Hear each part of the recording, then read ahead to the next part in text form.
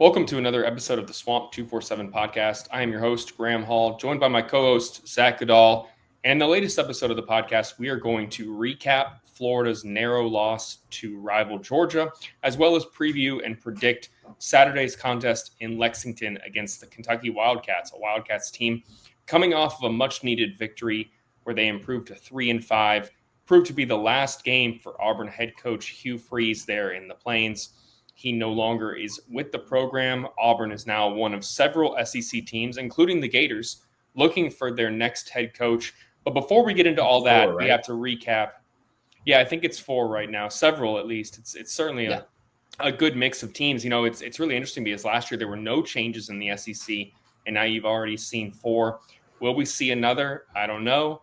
Shane Beamer's situation in South Carolina is certainly one to monitor as well. There's been the speculation with him about Virginia Tech. If it's not James Franklin, who ends up at Virginia Tech, do they call Shane Beamer, whose father, Frank Beamer, legendary coach with the Hokies? We'll find out. Before we get into Kentucky and talking a little bit of coaching search, which we always have content regarding over at Swamp247, we're going to recap the Georgia game just briefly. It was another disappointing performance for Florida. History kind of played out a little bit in this one. For the 4th consecutive Florida-Georgia matchup, the Gators scored just 20 points against the rival Dogs. Now, that doesn't tell the complete story because the Gators certainly had their chances in the game.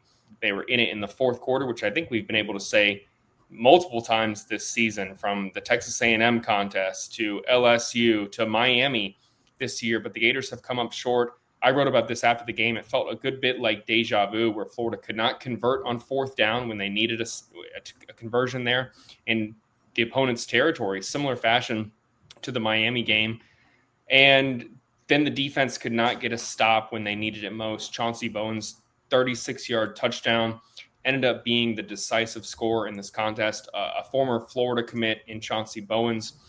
And Florida then could not execute in a little bit of a questionable fashion there. There was the throw on 3rd and 4 to J. Michael Sturdivant that has had people talking for days after the contest ended. Did he catch it? Did he not catch it? Zach, let me start there. Give me your take. Do you think J. Michael Sturdivant caught that ball? I don't. I know that probably people will be upset with me for saying that. At first I did. And there were a couple of calls throughout the game where you and I were both sitting there wondering, okay, like, the fumble, right? The Gunnar Stockton one, and we were going back and forth. And I would change my opinion after seeing about the 3rd angle. And I think it was the 3rd or 4th angle on the Sturdivant one where I started to think, no. I guess the best way to put it is if they ruled it a catch, I could have seen it being upheld as a catch. Whereas I also definitely understand it being ruled incomplete and being upheld as incomplete. It was that backwards angle. And I've even seen it go viral and people using that to justify that it was a catch. To me, I think the backwards angle shows more than any other one that the ground definitely supported that catch enough to where it justifiably could be considered incomplete. I think it hits the ground simultaneously with his arms, and you see it kind of bounce when you're really watching it in slow motion off the turf. So to me, I lean toward it not being a catch, but again, if it were ruled either way, I would have understood it being upheld that exact way as it was with the incompletion, just because of the irrefutable evidence angle of reviewing plays. It would have made sense, I guess, if it went either way. Yeah, you're right that you're definitely going to have some people upset with that opinion. You know, I respect it absolutely. I was certainly torn when I watched it live. I initially thought that there was no way that it was a catch. And then we saw multiple angles of it. And I got to be quite honest, I think he caught it. I think it hit off his arms. I think he got an arm underneath it and was able to corral it. Now, I totally agree with you that if they had ruled it a catch on the field, it would have been upheld, because I didn't think there was irrefutable evidence to overturn it really in one way or another. And that's why this conversation has continued for several days. But to use some coach speak here, that was not the reason Florida lost the game. There were certain opportunities that they could have converted the rest of the way earlier, and then they could have converted the next play. You know, it wasn't 4th down. They could have converted on 4th and 4 if DJ Lagway threw a better pass that wasn't batted down deep in Florida's own territory. So it wasn't the reason Florida lost, but it was a consequential play. And for J. Michael Sturdivant, I would not be surprised if he came out and said in the media in the weeks ahead that he thought he caught it. And I wouldn't disagree with him. Even if Billy Gonzalez is going to come out there and say he didn't think he made it, it's very diplomatic for Gonzalez to say rather than blame the outcome on the losses. Sturdivant didn't have the most impressive performance as a Florida wideout. This is a Florida wide receiver group that came into the game banged up. They were without Vernell Brown III, their leading wide receiver. They were without Aiden Mizell as well, the 30-year pass catcher who is just dynamic, but hasn't had as many opportunities that people have looked for from him this season. So he hasn't been able to have the production that many have sought, even though he's played more than 260 snaps this season. His production has left a good bit to be desired, but he is certainly a weapon within Florida's offense. Dallas Wilson got injured at the end of the first half, exited the game, and was seen in a walking boot. So Florida was without three of their top pass-catching threats in this contest. But early on in this game, regardless of the guys who were out, you saw Florida target someone who fans have been calling for, who the coaching staff has acknowledged for his blocking, for doing everything right in practice, for maintaining a role, even if he hasn't had the opportunities. You know, you go back a month earlier against Texas, he's held without a catch. That's Eugene Wilson III. It was the second 100-yard receiving performance in Eugene Wilson's career, gave him over 100 catches in his UF career, and put him over 1,000 receiving yards in his Florida career. Now, this is someone who's been hindered by injuries. He didn't play more than half the season last year. Like I said, this year has not been what people expected out of him. It hasn't gone according to plan, and it really hasn't been any fault of his own. Florida brought in, like I said, those dynamic freshmen. They brought in Sturdivant. They have multiple second and third year guys as well, from Tank Hawkins, TJ Abrams, you name it. Florida has spread the ball around to its wide receivers, and Eugene Wilson has just not been able to contribute at the rate that he wanted, and certainly fans wanted for the in-state pass catcher. But Saturday was an impressive performance from him. Zach, you broke down the film. You wrote about this over at Swamp247. What did you like out of Eugene Wilson's performance? What did you see on film about how he was able to get open in space, get yards after the catch, and be able to help Florida's offense that was without multiple key guys on Saturday? What did you see out of his performance on Saturday against the Dogs? Yeah, I want to acknowledge real quick, back to the earlier point of J. Michael Sturdivant too. A lot of this conversation is kind of all for naught, like you mentioned, because like on that throw, DJ Lagway should have been able to make a better throw. Sounds like a broken record. To me, it still seems like his shoulder, because I expect him to make those kinds of throws. It's just kind of the tale of the season. I think that was evident with Eugene at times, and Eugene actually made the most of some not great throws, which I'll get into in a bit. The way I look at his season, another important stat of the ones you were mentioning, he more than doubled his receiving yardage on the year in this one game with 121. He came in with 118 over 7 games. And I don't think that is necessarily like, I don't want to say that to discredit him. I agree with you. To me, it's more like a perfect example of a player who was misused within the Florida offense under Billy Napier this season. I don't have the numbers for before Georgia, but I know through the Georgia game, he has been targeted 10 yards or more down the field 13 times this season, 20 yards or more 4 times this season. I can think of, I want to say at least 2, but I'm thinking at least 3 in the Georgia game where he was targeted 20 plus yards downfield, and it worked. So why was this not part of the game plan? Even with the other receivers who have emerged, he's clearly capable. But we saw him throughout the entire season being that orbit motion guy, someone that is getting all the designed screens, being used as a decoy. I mean, I've gone on and on about the Billy Napier passing game route concepts on this podcast throughout the season in my writing. I don't need to beat the dead horse because he's no longer the one calling plays. He's no longer the head coach. But this is a perfect example of why it was so problematic, because in Eugene Wilson's very first game post Billy Napier, they unlocked something again. And it's not to say that it was never there. We saw it in his freshman year at times where he was able to extend the field a little bit more, and they utilized that in this game. I asked Billy Gonzalez about it last night. It seemed as though they were more aggressive offensively, especially on first down. We talk a lot about how the offense needed to be more aggressive on third down, going past the sticks, not trying to take the little dink and dunk and hope that they can get yards after they catch to convert, which is a problem from the Billy Napier era, but they were willing on first down to take shots down the field. And Billy Gonzalez mentioned that it wasn't necessarily a concerted effort just to be more aggressive, but they saw tendencies from Georgia. They saw matchups they liked. They schemed them up. It worked. I mean, those back-to-back post routes, his touchdown, the one where he kind of broke past DJ, rolled right and hit him deep, and he just walked into the end zone. And then the very next offensive play was a post to the opposite side. Both times Eugene was lined up on KJ Bolden one-on-one in man coverage. He dusted KJ Bolden. And there were route concepts that were pulling, like Dallas Wilson was a part of it. I want to say J. Michael Sturdivant was a part of it, that were pulling the outside corners downhill, and the safeties had to, keep their eyes on that number one outside.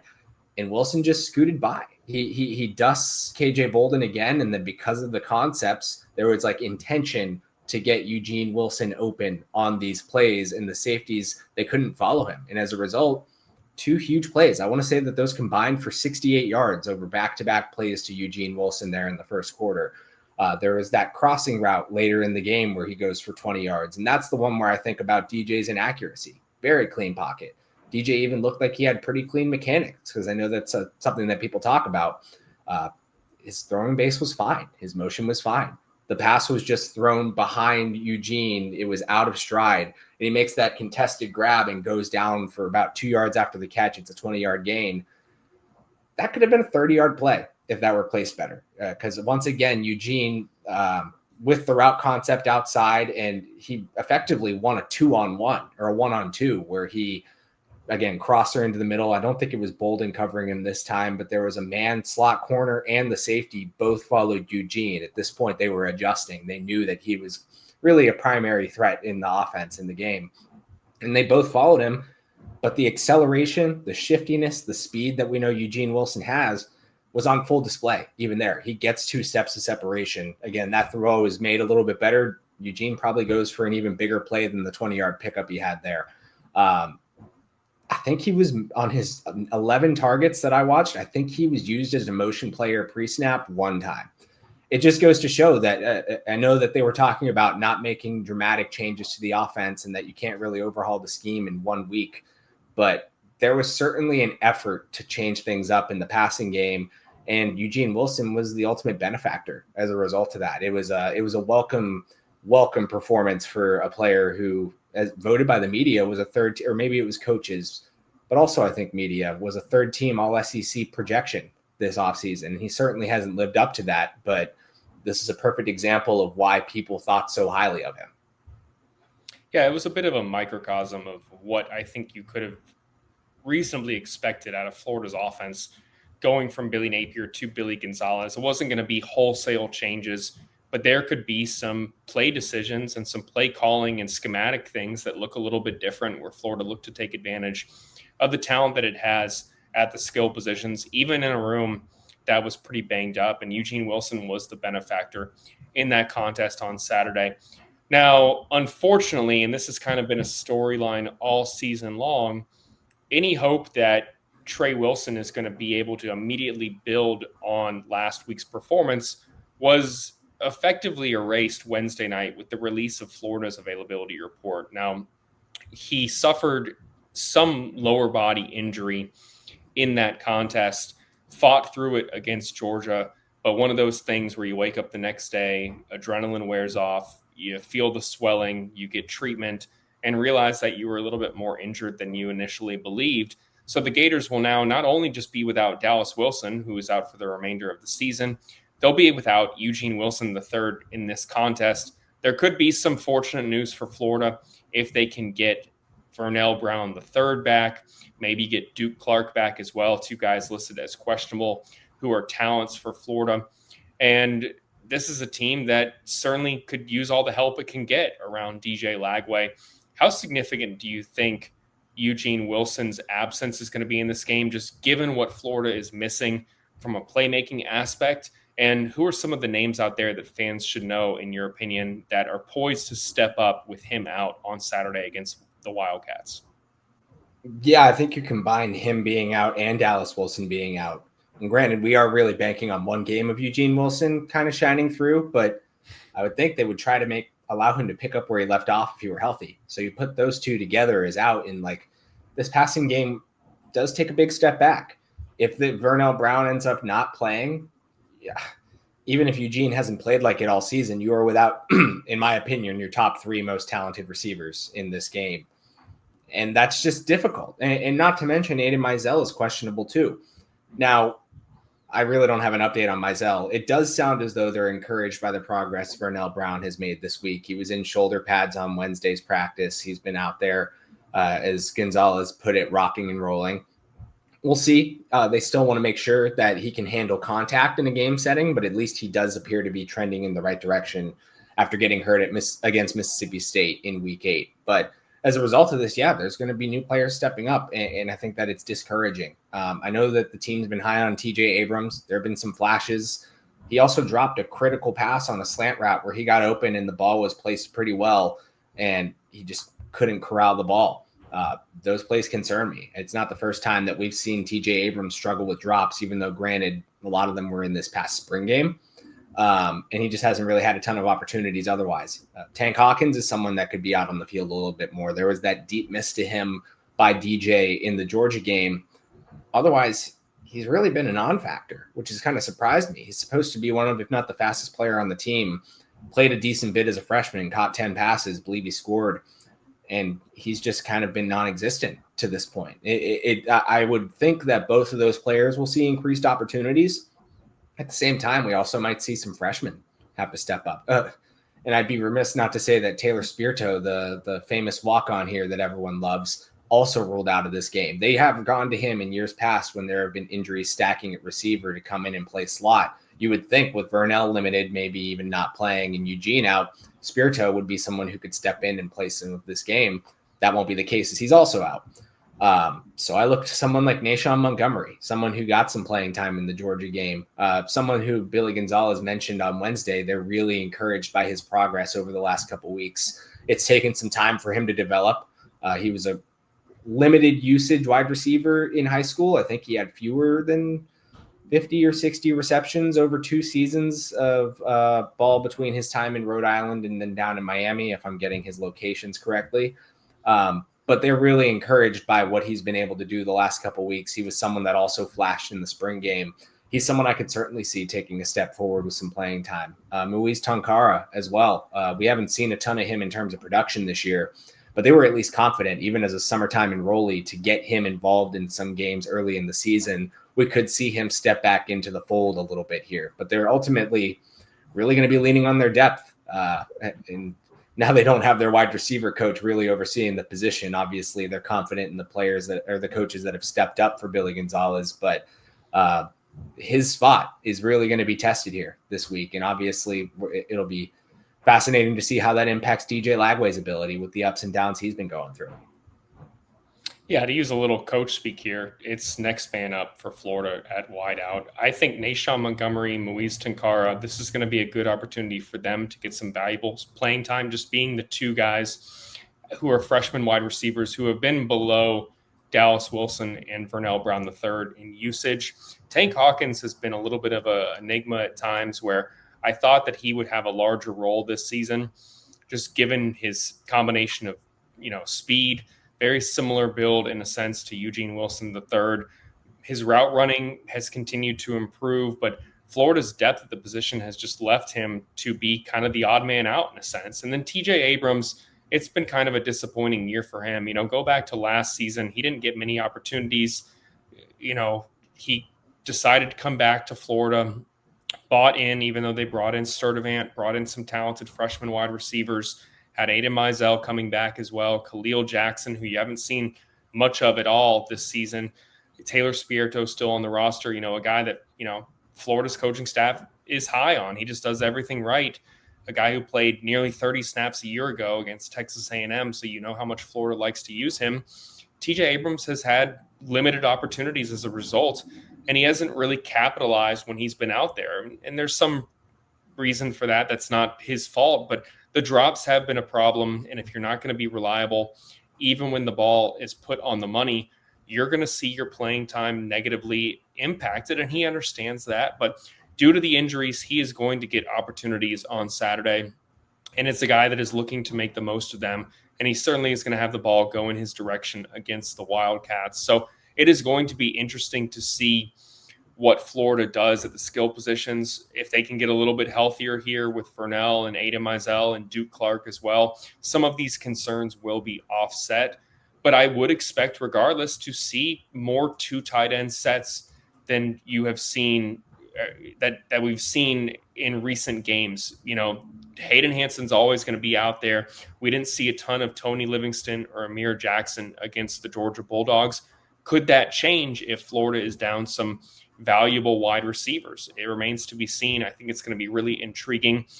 We're going to talk a little bit about Kentucky real quick here. I know that we haven't really broke down much of the Wildcats. Much of the topics of conversation over at Swamp247 have been concerning Florida's coaching search, also with basketball season getting underway, and recapping a loss to the Georgia Bulldogs.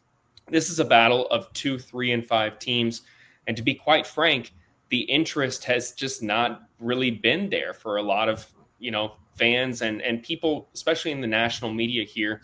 But this is an intriguing contest to me because you go back really for 3 decades, Florida had been the dominant team in this series against Kentucky.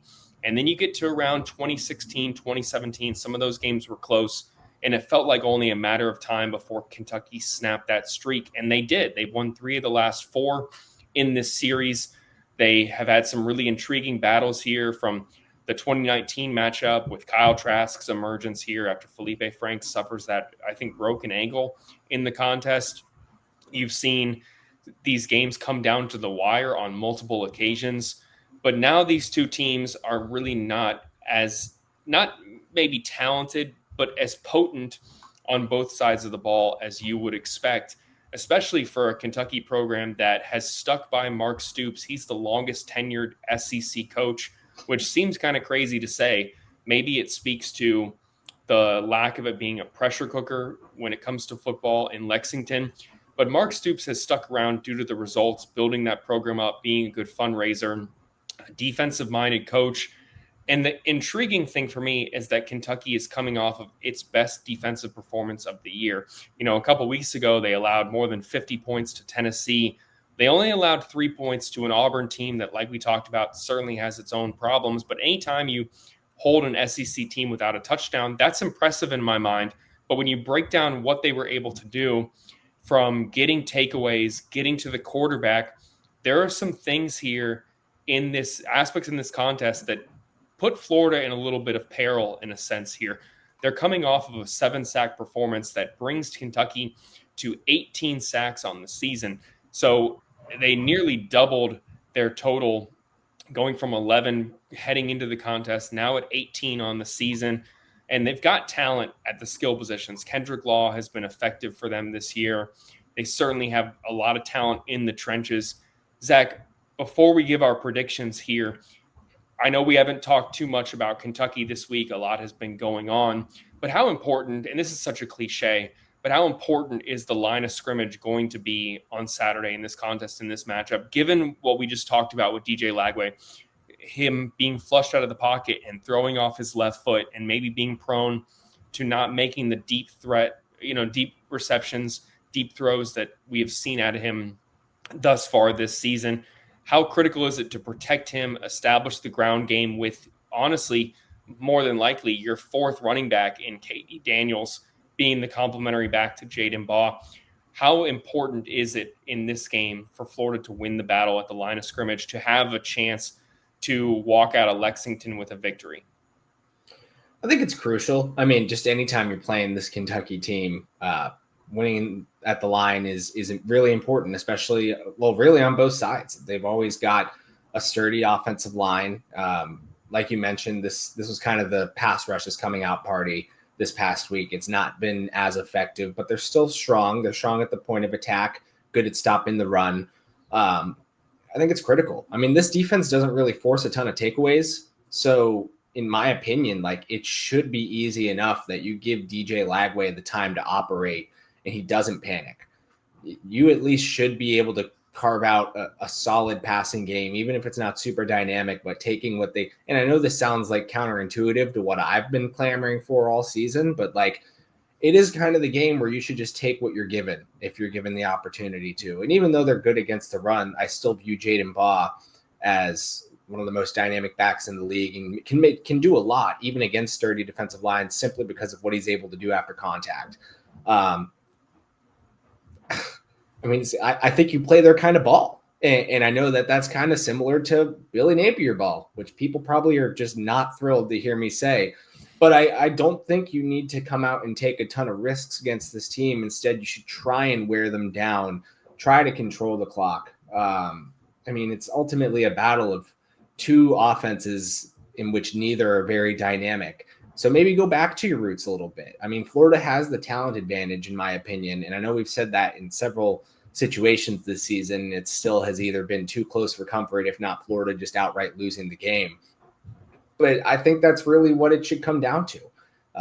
Just play the brand of football that this offense was built on, with some tweaks. When you have the chances to be aggressive, certainly take them.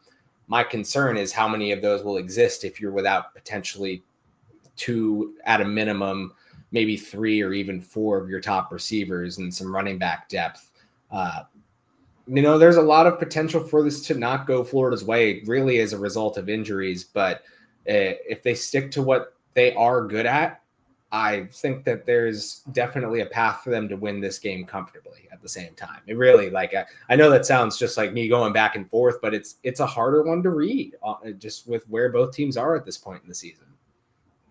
Well, I'm going to make you put your money where your mouth is and pick a direction here. Now, I got to be quite honest. You've already probably upset the people out there with your J. Michael Sturdivant catch take, what you just said about playing some Billy Napier ball. Here we go. Give me your prediction. How do you think this one unfolds Saturday night in Lexington? And what do you think Florida has to do? I don't even know if I can say to avoid the upset. Florida's a narrow, 3.5-point favorite in this game. Really kind of a coin flip either way. What does Florida have to do to avoid dropping to 3-6 on the season? We were talking about it before the show. I made a cheeky pick 2 weeks ago when I had Mississippi State over Florida, and I got to pat myself on the back. I was real close. I was a Mekhi Barrow interception away from getting that one. I'm not going to do that this time. I think I'm going to take Florida. I think I'm going to have Kentucky cover 3.5. I think it's going to be a very narrow game. Hard to discredit them for the win they just pulled off, granted over a team that also fired its coach, but at home, on the road, excuse me. So when they're at home going against a team that has fired its coach, I would anticipate some fire coming from Kentucky and what we know of them in this rivalry. So you're going to have to come back to me on a score. Let me get this ready for the story tomorrow, but I am pretty committed to having Florida winning, Kentucky covering. And it goes back to what we were just talking about, winning in the trenches, both sides of the ball. Protecting DJ Lagway so he can at least take what he's given, lean on Jaden Baugh and just let him. I mean, is he going to score 5 touchdowns against Kentucky again? Probably not. I would try and get him multiple. I would lean on him until the wheels fall off, honestly. And on the opposite side, this Kentucky offense is not very efficient. I wouldn't be against Florida pinning its ears back and being aggressive. Maybe not so much leaning on the Texas game plan where they blitzed more than they often do, but certainly send some. Try and get some pressure, try and rattle him, try and create some takeaways by just overloading that box and making the quarterback think a little bit too much. You do both of those things, and I do think Florida should be able to come out victorious. I was almost certain you were going to take Kentucky. I got to be quite honest. I'm not going to do that again. My record. You still have until tomorrow. You got till tomorrow to change your mind. If you do, you can do it and check out our Swamp247 written predictions Friday morning over at the website. We'll have our score predictions. Zach will have until then to decide how he sees this one unfolding. But he already told you he thinks it's going to be at least a 3-point game, maybe a 1-point game. I'm a little bit more optimistic in Florida's chances. And, people would say, oh, you've been fooled so many times. What are you doing? I just think Florida is still the more talented team in this game. They looked good against Georgia, even though they didn't get the result that they wanted. I know that there were mistakes. Georgia has everything to play for, still in the thick of the college football playoff hunt. The Gators could have just, they could have kneeled down and thrown in the towel on the season coaching change, guys probably looking elsewhere, whether it's the end of their college careers, going to the NFL, or maybe hitting the transfer portal. And to Florida's credit, just like they did last year, they didn't do that. They didn't point fingers. They didn't fracture. Guys are still emotionally invested. They were upset after the game, not just because it was for a lot of them their final chance to beat Georgia, but because this team still really, really wants to win. They want to make a bowl. They want to keep fighting for one another. And I think that's, commendable. I got to say, I think it's commendable, and it's an intangible. And yes, so is momentum for Kentucky. But I do think that Florida just has a talent disparity here, even if they're going to be without several key guys, honestly, double-digit key guys from Caleb Banks, LJ McCray, Dallas Wilson, Vernell Brown III. Grayson Howard has not been available much at all this season.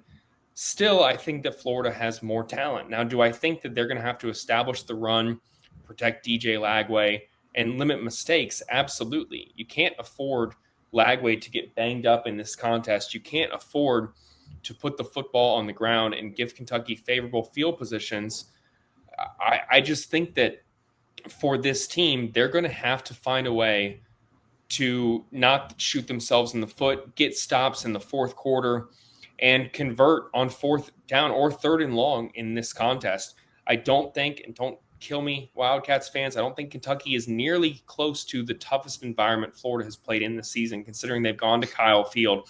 They've played in Death Valley at night against LSU. They've played in front of a Miami crowd that was very invested early on in the season. This is a Florida team that is battle-tested, and I do think that that's an intangible. With all that said, I think Florida wins by 10. Now, I may look crazy in the aftermath, but I have it Florida 23-13 right now. I think Trey Smack is going to knock in 3 field goals for Florida. I think Jaden Baugh gets the 2 rushing touchdowns for the Gators. I do think that Kentucky's defense shows up in this contest. They've got talent in the trenches. Jordan Lovett has multiple interceptions this season for the 4th straight year. This is his 4th straight year with 2 interceptions or more. So if you have those inaccurate throws from DJ Lagway, you certainly have someone who can take advantage of it. They get to the quarterback well. Florida is going to have to not underestimate this team. I don't think they will, and I think Florida wins 23-13, keeps bowl eligibility as a possibility for this team. So that's the way I see it unfolding. I'm not changing my prediction Friday morning. You can read it over at Swamp247, along with a ton of other content. He may do it. I'm not going to do it. It's not my fault. Don't blame me. I'm going to commit. You can read a ton of other content over at Swamp247 as well. Basketball season is underway. Florida opened the season with a 93-87 defeat to a really, really good Arizona team that featured one of the best freshman debut performances I have ever seen. Koa Pete had 30 points, more than 5 rebounds, more than 5 assists. He was fantastic, and Florida needs to be more physical on guys like him because there are certainly a bevy of top opponents Florida is going to face in not just the weeks, but the months ahead in non-conference play and in league play. So Florida's home opener is tonight. We're recording this podcast Thursday afternoon. Florida hosts North Florida at 8 p.m. at the Stephen C. O'Connell Center, the O-Dome, where if you're in attendance, you can see for the first time the national championship banner in the rafters. But outside of that, Florida has to not think about themselves as a championship team. They have to take care of business, improve in multiple facets. And if they do that, maybe anyone, standing close to the ledge thinking that this team is not going to be as capable as last year's team will, maybe they'll breathe a sigh of relief because there's still 30 opportunities, coach speak again, to show that they are a much more formidable team than maybe some people think, even though that Arizona team is fantastic. And I think that they're going to be an Elite 8 team if they stay healthy and keep playing the way that they did. But for now, that's going to do it for this episode of the Swamp247 podcast. For Zach Goodall, I'm Graham Hall, and we'll see you next time.